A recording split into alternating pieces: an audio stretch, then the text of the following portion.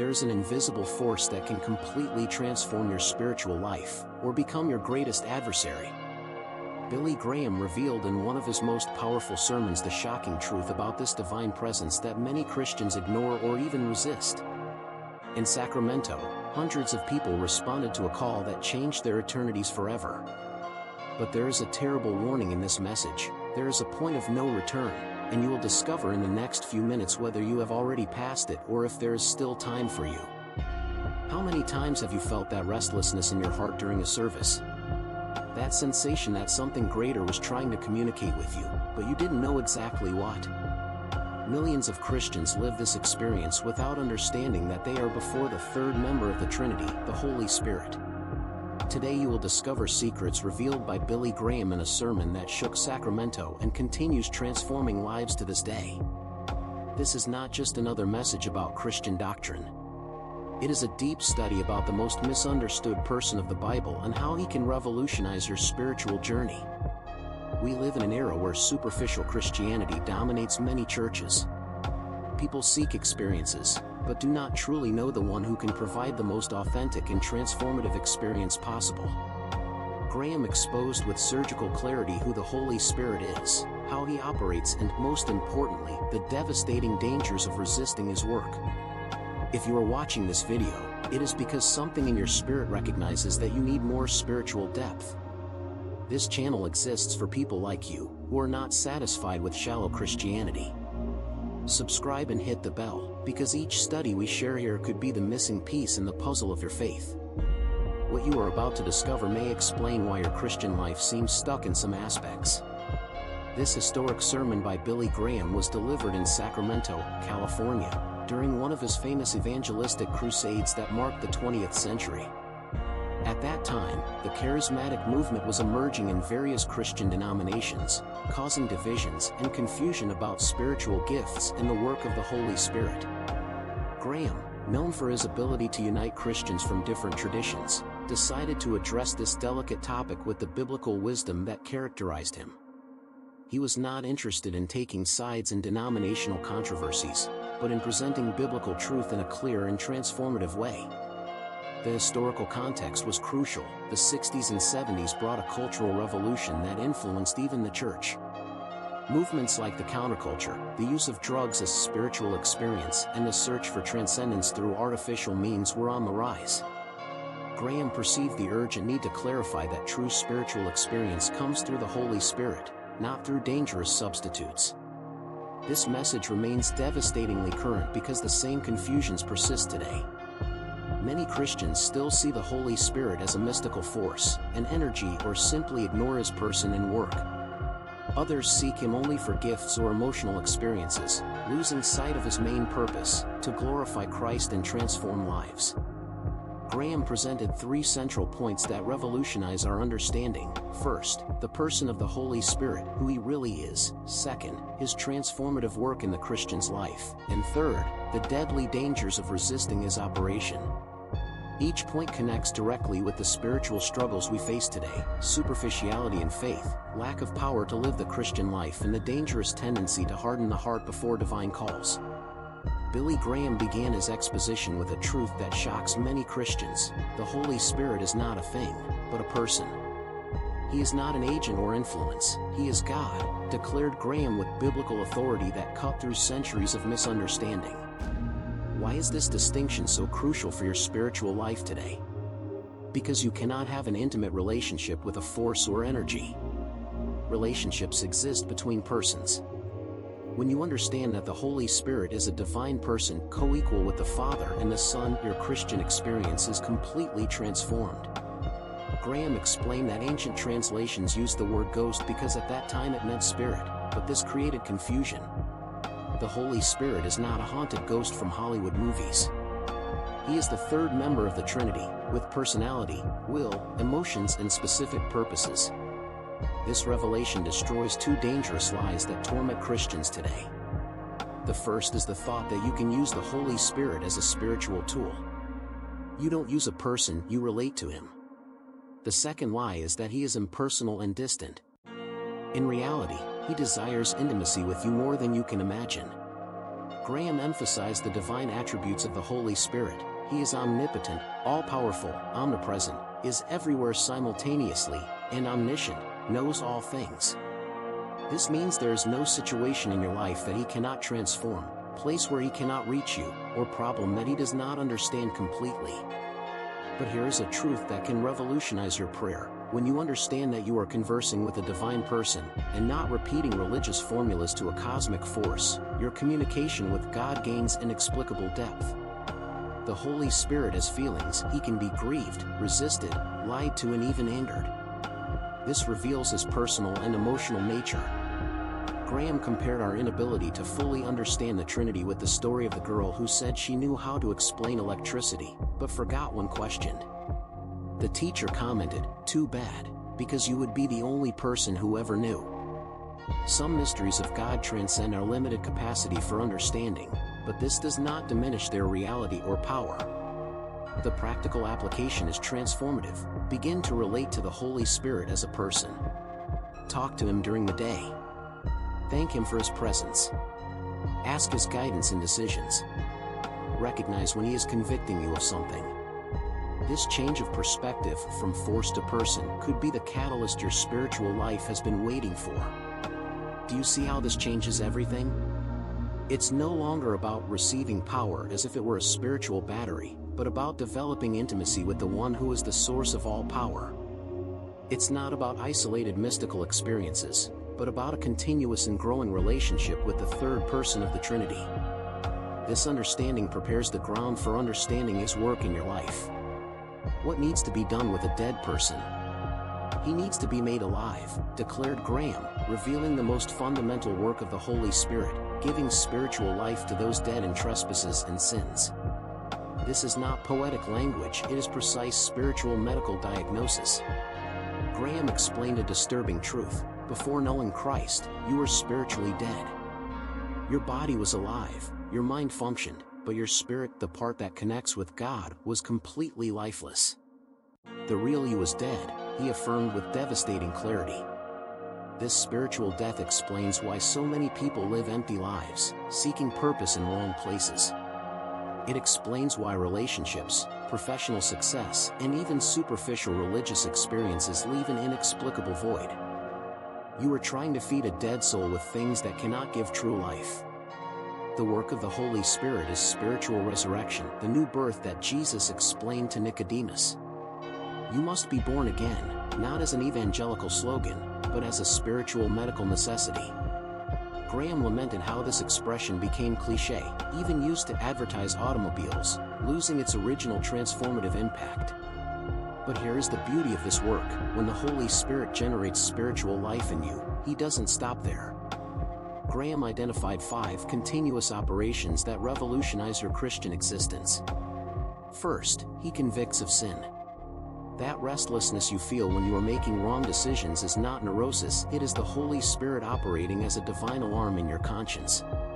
Graham warned that you can travel to distant islands trying to escape this conviction, but the Spirit is omnipresent.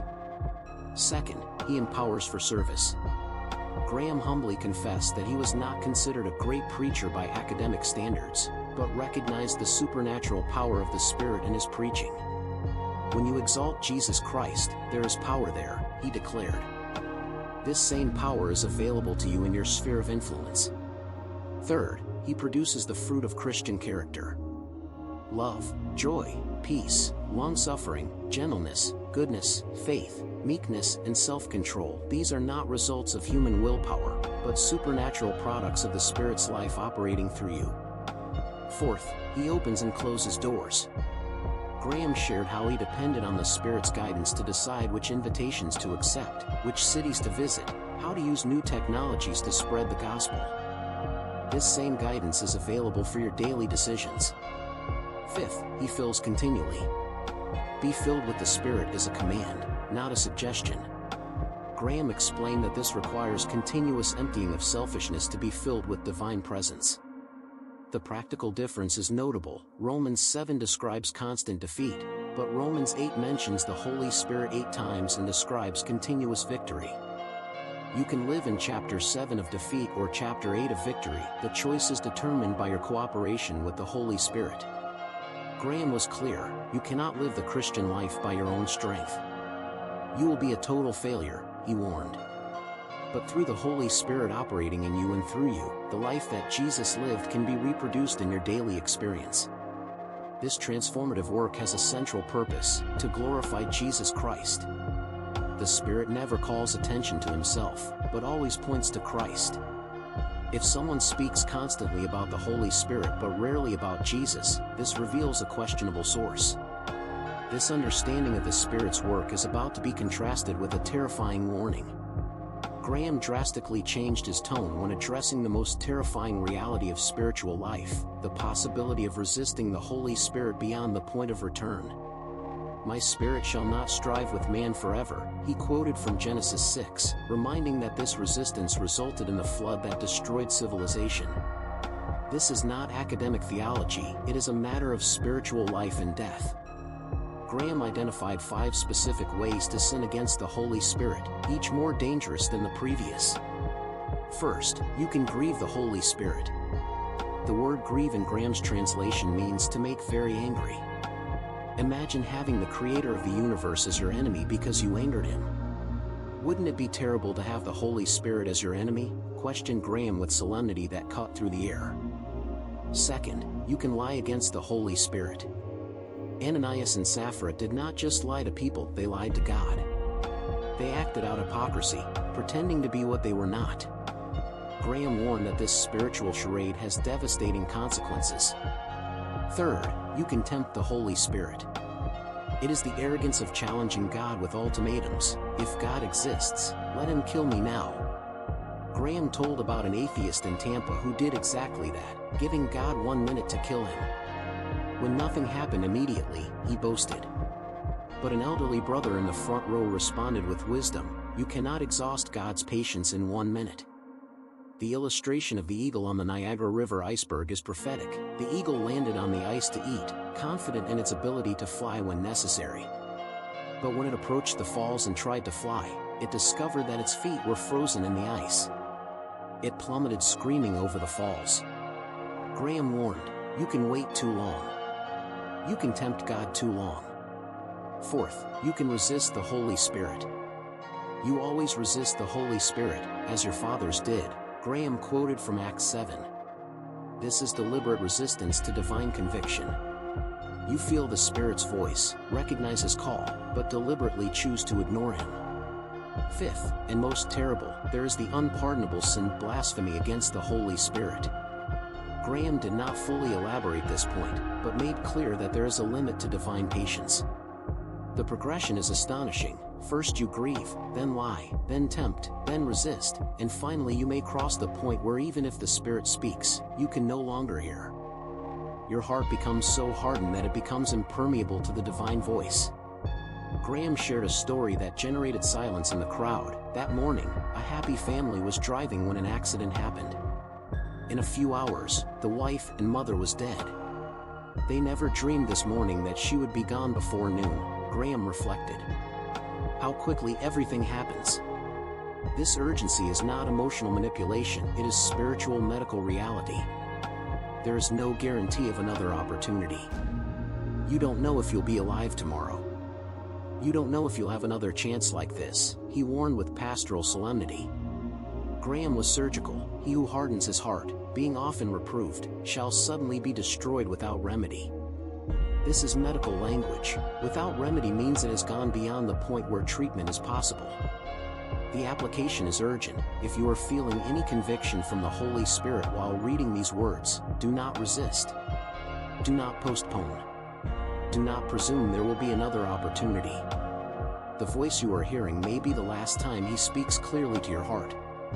Graham concluded this section with a declaration that echoed through eternity: come when you can. Come to Christ when you have a chance. You have that chance today. This warning prepares the heart for the most important decision of human existence. The central revelation of this historic sermon resonates through the centuries. The Holy Spirit is not a force that you manipulate, but a divine person who desires to transform every aspect of your existence. Graham exposed with crystal clarity that you are in a relationship, either cooperating with him or resisting him. There is no middle ground. This truth revolutionizes your Christian life immediately. Stop trying to live by your own strength and begin to lean on the person who lives within you. Recognize his voice when he convicts you of wrong decisions. Be grateful when he produces supernatural love in situations where humanly you would react with irritation. Depend on his wisdom when doors open or close in your life. The most urgent application is this: if at this moment you feel any conviction in your heart, do not make the fatal mistake of resisting. Graham warned that there is a point where the heart hardens beyond the capacity to respond. You don't want to discover where that line is by crossing it. Your spiritual journey does not need to remain in religious mediocrity. The same Spirit who empowered Billy Graham to preach to millions, who convicted hundreds to respond to the call that night in Sacramento, is available to transform your life today. This channel exists to bring deep and transformative studies based on the most powerful messages ever preached. Each video is an opportunity to grow beyond the superficiality that marks much of current Christianity. If this study touched your heart, leave a like, subscribe and share with someone who needs this revelation. Billy Graham's teachings continue relevant because they were extracted from God's eternal word. In the coming weeks, we will explore other messages that change destinies and transform nations. You are voting today. You will vote for Jesus Christ or for the devil. This phrase from Graham echoes through time because the choice remains before each person, each day, with each conviction of the Holy Spirit. If the Holy Spirit touched your heart through this message, do not let this moment pass in vain. In the comments, share a word about how this sermon impacted you. Sometimes our testimony is exactly what someone needs to hear to make the most important decision of their life. Share this video with that specific person that God placed in your heart right now. It may be that this is the tool He wants to use to reach someone dear who is resisting His voice. Your eternity and that of others may depend on how you respond to this moment.